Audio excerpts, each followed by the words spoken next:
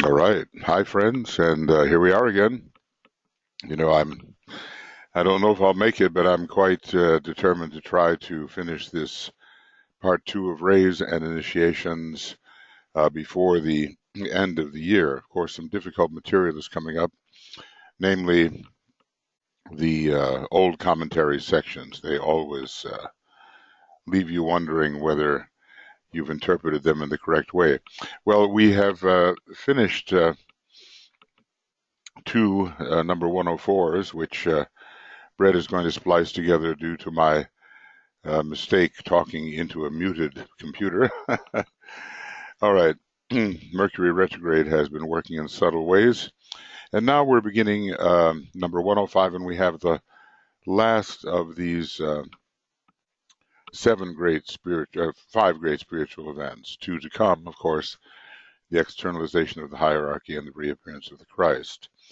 And DK says that this fifth one is the use of the great invocation. And it is, in a way, you might say, the third stanza of the great invocation, beginning with the first one, let the forces of light bring illumination to mankind, and the second one, let the lords of liberation issue forth. Still, both of them still very useful today. And now he's looking back to the year 1945. Some time ago, this is 1949 in which he's speaking.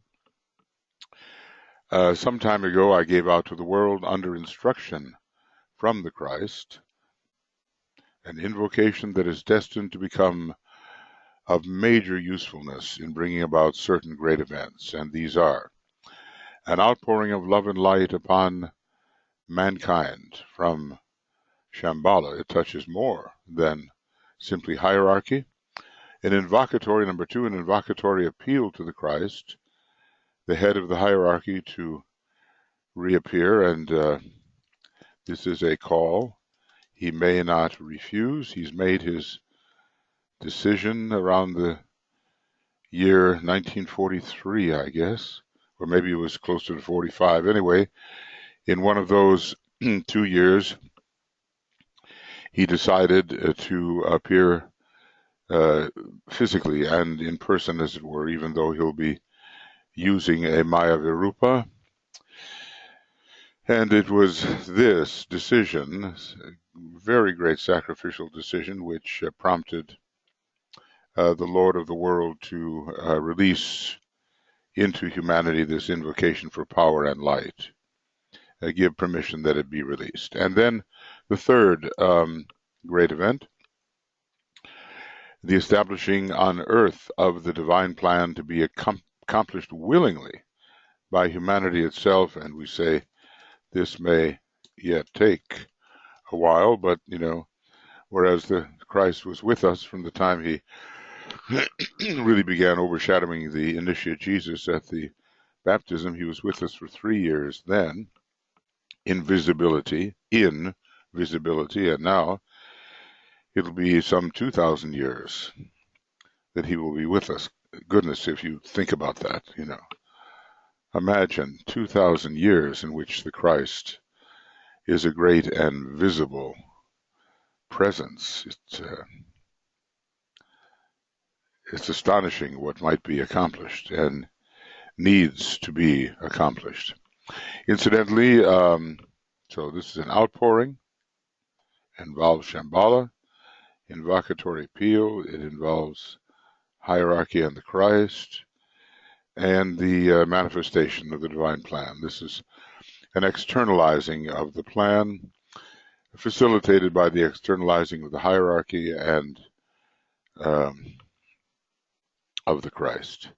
Incidentally, these three events are relatively near and will be brought about by a conscious working out of the immediate phase of the plan, which it is the divine intention to bring about to a certain extent before the reappearance of the Christ. And maybe this involves the house cleaning, the sharing, and the peace. None completed fully, but to a necessary degree. Right. All right, so certain events, immediate phase of the plan. Well, goodwill must sweep through humanity. This is part of it. Must sweep through humanity and be seen as the most necessary ingredient for the establishment of right human relations.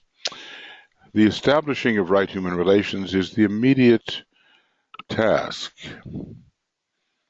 and is that phase of the plan of love and light to which humanity can most easily respond and for which they are already evidencing a sense of responsibility. Remember, the United Nations was being founded, and it was in its first years, and there was there a great hope, despite the ongoingness of the selfish interests, which were not entirely driven back or obviated. So the establishing of right human relations, and depending, of course, upon the house cleaning and a degree of sharing and a degree of peace, but a necessary degree. And we're still looking for that. And it still has not sufficiently occurred.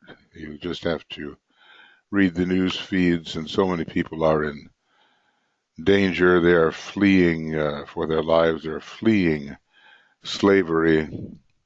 Unbelievable that slavery, sanctioned by a certain world religion, is making its reappearance, and people are being bought and sold, and not for very much money either. Maybe it's a lot of money when you consider where this is happening in Libya, but it's a pittance, really, to take control over another's human life and negate their will. So there are the depths of evil to which humanity has responded and is not quite finished responding. But we have to overcome that, of course. Little attention has been paid to the factor of invocation as expressed by the people of the world. Well, we might say because usually invocation is inchoate, doesn't have much form. Yet down the ages, the invocative cry of humanity has risen to the hierarchy and brought response, and we might say necessarily under the law. And someday a scientific study will be made of the great world prayers, spiritual statements, and invocative appeals, and their relation to world events. We might say that answer will and must come to invocation. This relationship will become illuminatingly apparent, and the result will be a closer linking of earth and the spiritual centers of love and life, namely, of course, hierarchy and Shamballa when he speaks in terms of love and life. This has not yet been done. We have seen, the diagrams where the arrows of relationship are drawn, and we are seeing that there is an improvement in the relationships, but it's not complete. Let me illustrate, he says, the spiritual statement by Shri Krishna to be found in the Lord's song, the Bhagavad Gita, was an announcement preparatory to the coming of the Christ. Well, they are the same entity, aren't they? So Shri Krishna, we are told, was the Lord Maitreya, as is our present Christ. In that song he says, This is one I'm always quoting to myself, and I'm looking around and I see the withering going on. There is a withering. I don't see who can deny it. Whenever there is a withering of the law and an uprising of lawlessness on all sides, then I manifest myself, capital M, for the salvation of the righteous and the destruction of such as do evil, for the firm establishing of the law. I come to birth in age after age.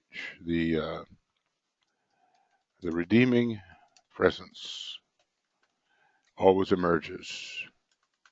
And I suppose especially at the end of the age when the old energies are breaking down and showing their most negative tendencies.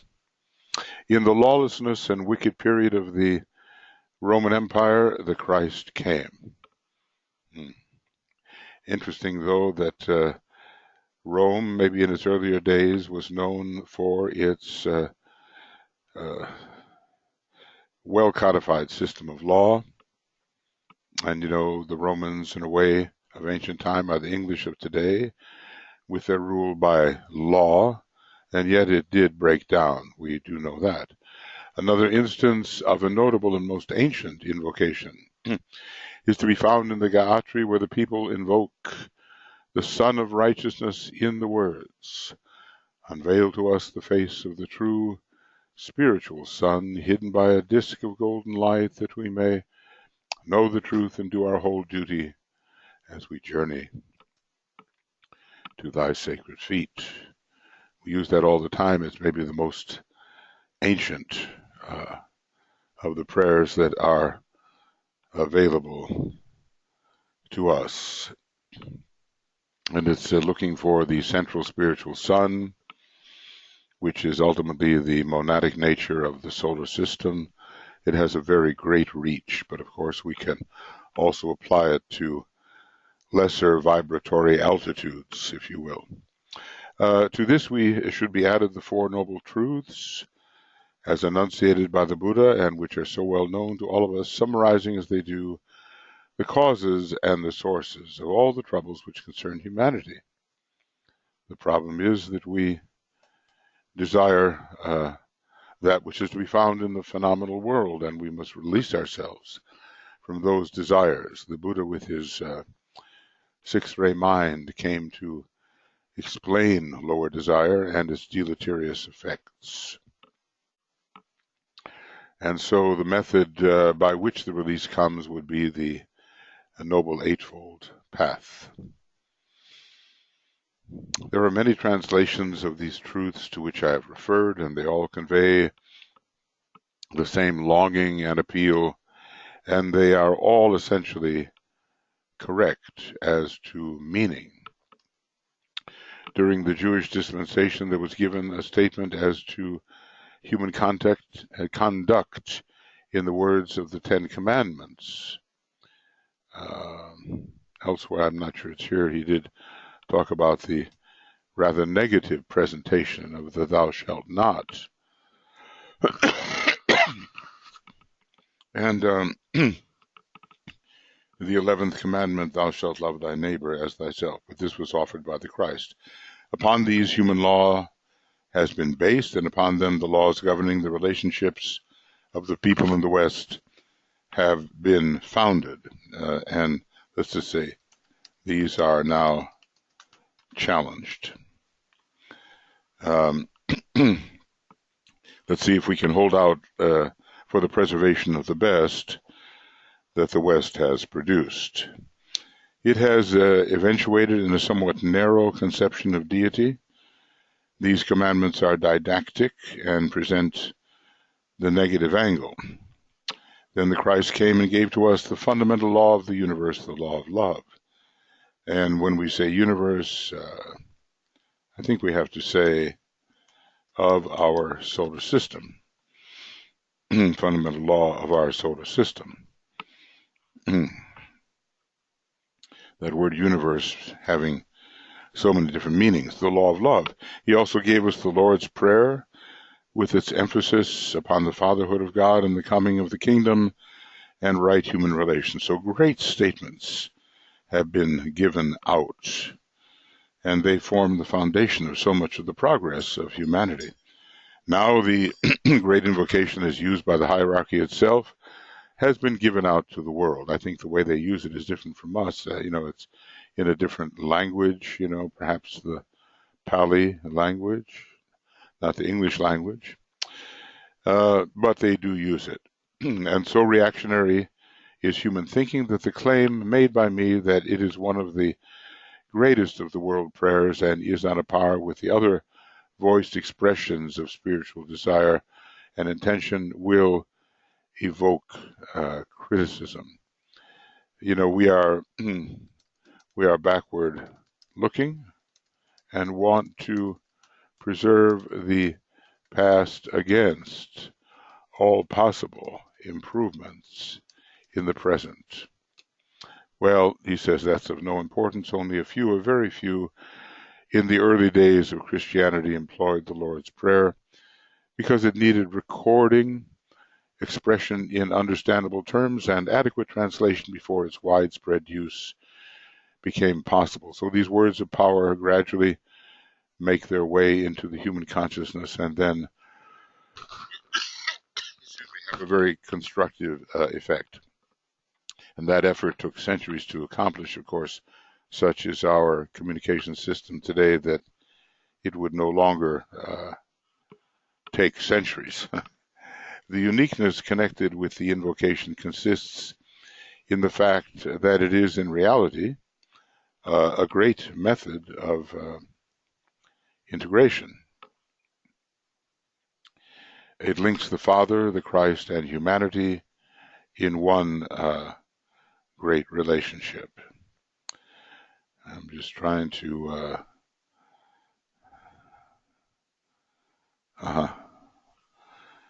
okay, well, maybe that's not going to work right now. The uniqueness connected with the invocation consists in the fact that it is in reality the great method of integration. And we are moving rapidly towards synthesis under the influence of the avatar of synthesis. This whole process of integration, unification, synthesis is being moved along rapidly. And we need to link the Father in us, the Christ in us, and the human nature in us. In a way, we need to link the head center, the heart center, and the throat center. So anyway, making note of that, it links the Father, the Christ, and humanity in one great relationship.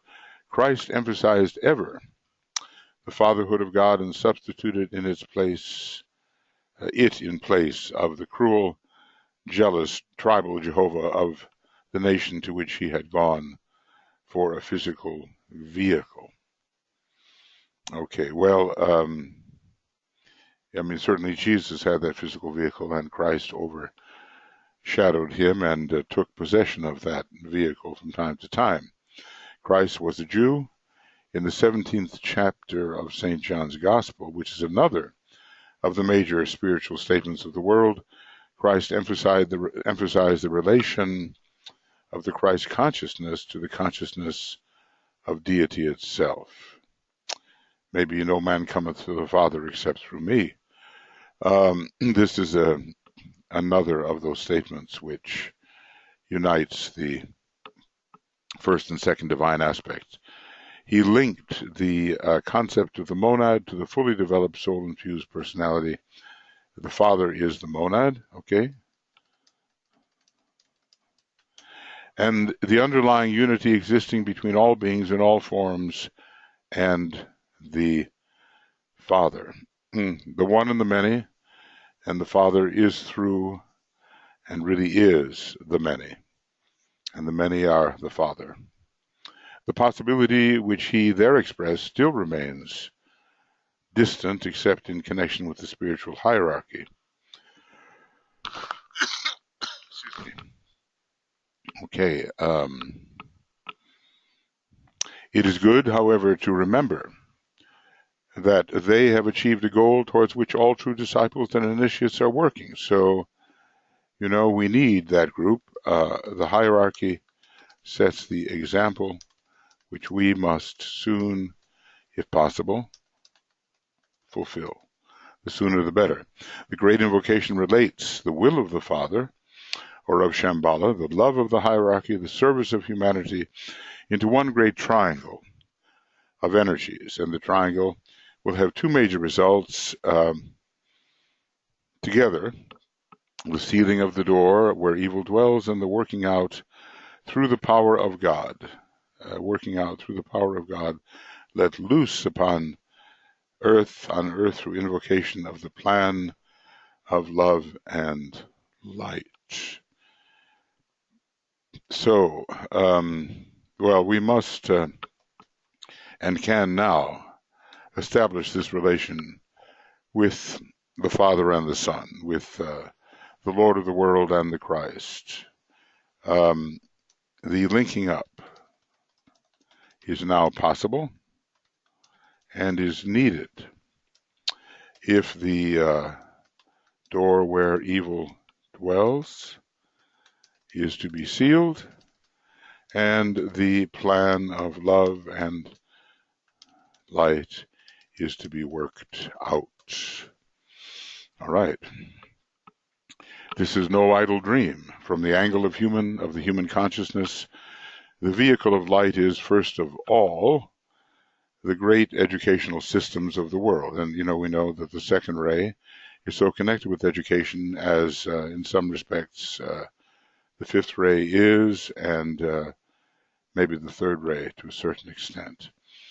With their capacity for improvement of the educational systems, and for the extension of science along the lines of the betterment of mankind. That's the fifth ray contribution, and not for its destruction, as is so oft the case today. Science is in the grip of the fear reaction, and so it builds weaponry and methods of destruction.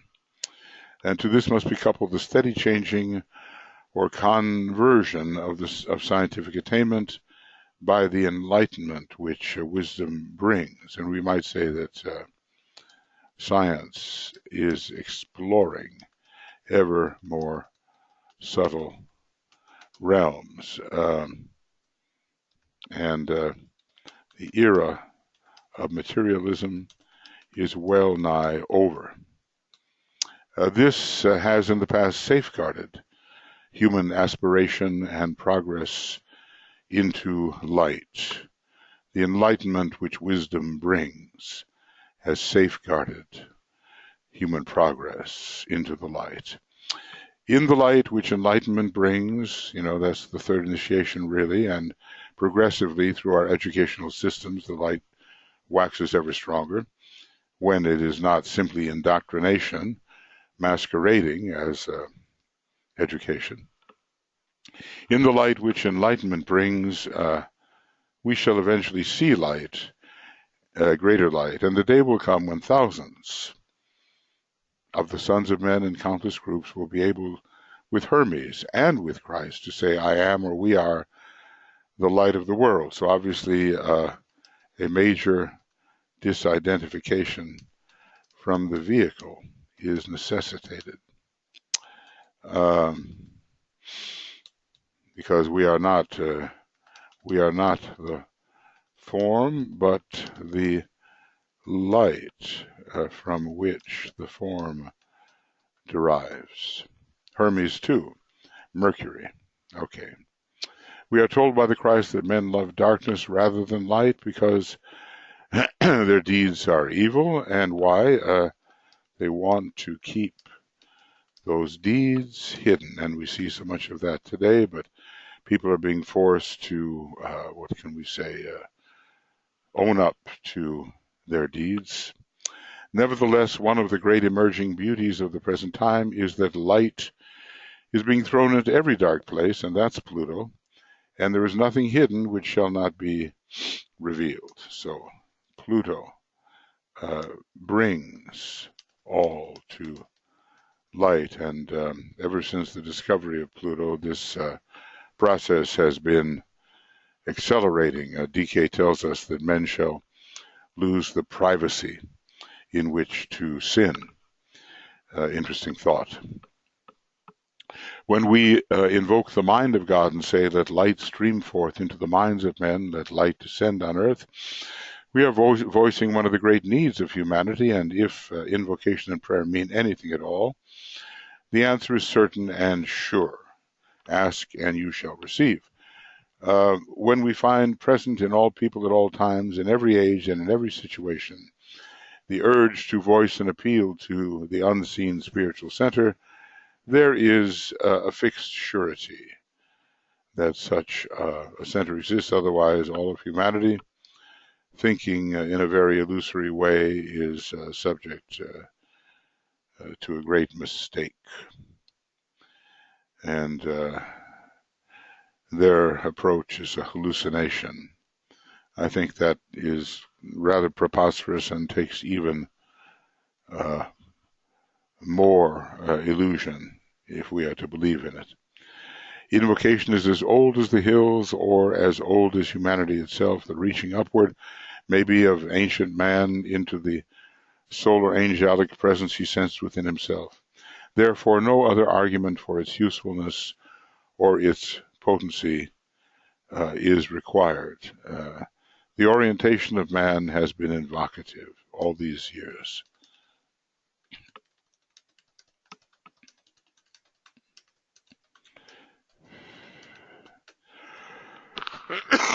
Excuse me. The usual invocative appeal has hitherto been selfish. Give me this, give me that, protect me here and there, and so forth, or maybe extended to the family or the near ones, protect them, reward them, etc. It's not been wide and inclusive. The usual invocative appeal has hitherto been selfish in its nature and temporary in its formulation. And great, dignified, powerful words of power are not what the average person uses when praying, when invoking. Men have prayed for themselves and they have invoked divine help for those they love. They have been given a material interpretation to their basic need, but in doing that, they are giving in to illusion. Materialism is a state of perception. We have discussed that. Limited state of perception. When the state of perception changes through refinement of the consciousness, materialism will also evaporate and is on its way now to become as naught. The invocation lately given by us, to us by hierarchy, is a world prayer. And here DK is identifying with humanity again. He is a master, but he's saying given to us. Well, it has been given to him too, probably from Shamballa, is a world prayer. It has no personal appeal or temporal invocative urge. It's not tied to the times and conditions. It expresses humanity's need and pierces through all the difficulties, doubts, and questionings, straight to the mind and the heart of the one in whom we live and move and have our being, the one who will stay with us until the end of time itself and until the last weary pilgrim has found his way home. And this is that extension of the Planetary Logos we call Sanat Kumara. And indeed, considering the earth chain and the earth scheme, in him we live and move and have our being at this time. This is our the scope of our life. We are not yet extraplanetary. The day will come, but it's a very powerful and direct world prayer. The invocation, however, is not vague or nebulous. It voices the basic needs of mankind today, the need for light and love, for understanding of the divine will, and for the end of evil. It says triumphantly, let light descend on earth, may Christ return to earth, let purpose guide the little wills of men, let the plan seal the door where evil dwells. It then sums it all up in the clarion words, let light and love and power restore the plan on earth. So we see how beautiful, how powerful, how direct is this ancient invocation. now released to humanity because humanity is in great need of it and because of the Christ's sacrifices.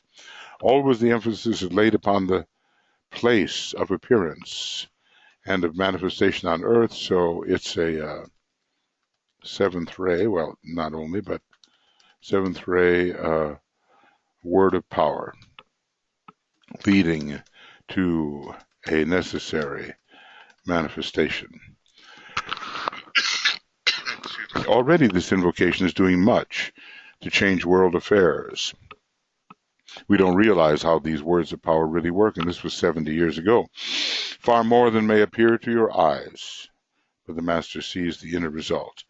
Much remains to be done. I would ask all students, all men of goodwill, and all who are participating in the work of triangles and helping to build the network of light and goodwill, to do all that is possible to spread the use of the invocation. The year 1952 will be a year of spiritual crisis, and a year when it should prove possible to close more tightly the door where evil dwells. I'm trying to remember whether the Tibetans said to Foster Bailey at that time that there would be no atomic war. At least Foster Bailey said the Tibetan had assured him of this, and of course this was very close to the time when the hydrogen bomb, much more powerful than atom bombs, was emerging. It's also the year of the great decision, and probably something about the decision of the retained Chohans helped humanity seal more tightly this door where evil dwells. The invocation has been sent out by the combined ashrams of the masters and by the entire hierarchy. It is used by its members with constancy, exactitude, and power. I'm not sure we can use it with exactitude. In what form is this invocation used? Is it in the Senza language? Is it in the Pali language?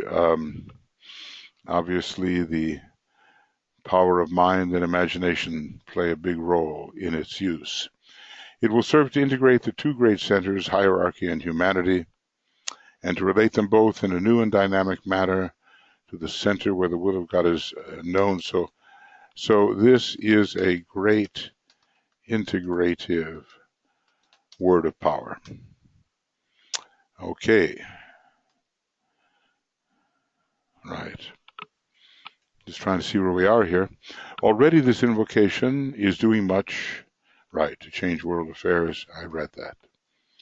I ask you, therefore, during the coming years, to prepare to use and distribute the invocation and make it a major endeavor. This will do much to save humanity from itself, and still we have the necessity of doing this. I would have you call all the people in every country in the world whom you are in a position to reach to a united voicing of the invocation on the same day in every land. And this has become World Invocation Day, which is very close to the full moon in Gemini. And in Gemini, we see the idea of the duality of invocation and response, invocation and evocation. I would ask you to collect all that I have said or written, anent the invocation, and then prepare a brief manual as to its use and purpose, putting a copy in the hands of those who are willing to use it. See, all of this 70 years ago has been preparatory to that which we now practice as a matter of course. A comprehension of its origin, meaning, and potency will render it far more effective, more venerable, respected,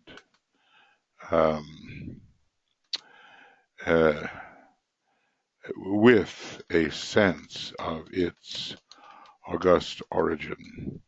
The year 1952, which was ahead, the great decision coming of that time, should see a major turning point in the thinking of humanity, in human goals and human affairs.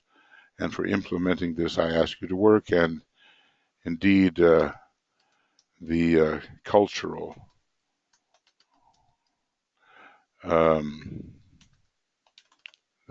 revolutions were coming. The great revolution of the young people in the 60s, the appropriation by the Christ of the Vestures of the Buddha, which I believe to be the triadal vehicles of the Buddha, containing through sublimation all of his experience, and well, very powerful indeed. So, and that happened, I think, in 1966. So DK is looking ahead here to possibilities through which we have lived, and of course they're in a much better position to see the good that has been accomplished and what may still be wanting, but we know there has been a cultural revolution in the minds of many, and now some seek to take us back to the bad old days, which are very materialistic, and where the lower ego seems to come first through nationalism. That cannot be allowed. Here you have a short resume of the 5 most important spiritual results of the present century, and that was the 20th century. The war itself has cleared the way for them. They are a natural and normal outcome of the war and have arisen, with the exception of the great invocation, out of the masses of the people and from their thinking. The great invocation was given from above, from within. It was also their unvoiced demand of the people and the appeal of their suffering hearts which brought the invocation to them. Invocation works, that's all we can say. And ask and you shall receive. The 2 other spiritual events which lie ahead, as you know, still in the future, which I listed lie ahead, as you know, still in the future, they are the closer approach of the members of the spiritual hierarchy to our planet, and definite plans are, probably going to be laid for that in 2025, and the reappearance of the Christ. With these 2 points I will not deal, and he has dealt with them extensively in the book, The Externalization of the Hierarchy and the Reappearance of the Christ. I've dealt with the last stupendous event in the book by that name, okay, and in the book called, well, The Externalization of the Hierarchy. And I've dealt exhaustively with the emergence of the hierarchy onto the physical plane. DK labors not to repeat himself unnecessarily. Sometimes he re-emphasizes certain points. It's easy, as we're covering this mass of material, to forget certain important statements, and occasionally the master, being an expert teacher, he knows when to reiterate. I'm anxious to have you concentrate on the work which is preparatory to these 2 emergences, the hierarchy and the Christ. Seek to make the 5 spiritual events which are already within your working knowledge a definite part of your own spiritual endeavor. Okay. Somewhere up here are all these 5, and it just pays to, I'm going to copy them, and I'm going to copy them and insert them below.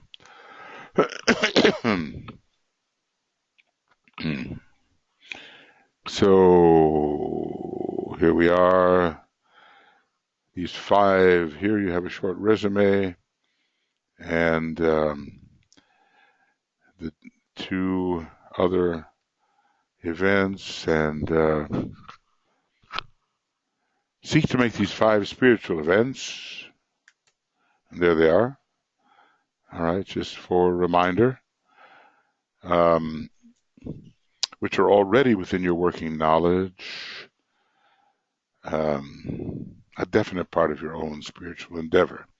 Let humanity constitute your field of service, not any one nation, not my nation above your nation and so forth, or religion above another, etc. Let humanity constitute your field of service, and may it be said of you that you knew the spiritual facts and were a dynamic part of these spiritual events, bringing forward an inclusive ideology, awakening, helping to awaken men to better understanding, using goodwill, bridging cleavages, helping to persistently seal the door where evil dwells, and of course using the great invocation. And may it be said of you that you knew the spiritual facts and were a dynamic part of these spiritual events, not just a passive knower. May it not be said of you that you knew these things and did nothing about them and failed to exert yourself. Let not time slip by as you work. As Master Moria says in a rather uncompromising way, lose not an hour. I've often caught myself losing hours, and hoping for better. Whoop, that's not what we want. So, here we are, friends, having finished that much more, and not knowing how long really this takes because of failing to set my chronometer. But let's just say that this is the end of Raise and Initiations Webinar Commentaries number 105, and we've reached page 761, and I suppose we began on, as I recall it, 755. And now we will begin the stanzas for disciples. There seem to be 15 pages or so to go within the text. I guess they were appended to this particular book. They're oftentimes not easy to understand. They're from the old commentary, but we will do, as usual, our best to suggest some ideas which may help with the interpretation. So this is the beginning of Raise and Initiation Webinar Commentaries number 106 and 761, maybe to the end of the book. Well, at least it's headed in that way. So 761, there's not too much more to go. 769. So really only a few pages left here, but more pages actually in the computer version. So we'll take these up. I don't think we should link them with what we've been talking about, these 5 spiritual events. We will take these stanzas separately. By the time I'm finished with these commentaries, I hope that most or all of the old commentary offerings that DK has given will at least be commented upon and suggestions made for interpretation, but they're far too deep, really, to interpret fully, and my suggestions are only that, and perhaps you will have suggestions equally good or better, and perhaps one day the Master will correct all of this. But anyway, let's get thinking about these matters. Let's not let this great treasure of revelation pass without our deep consideration while we involve ourselves in all kinds of unnecessary things. So onward then, everybody, and I will take this up as soon as I can. Number 106. Okay. Many blessings.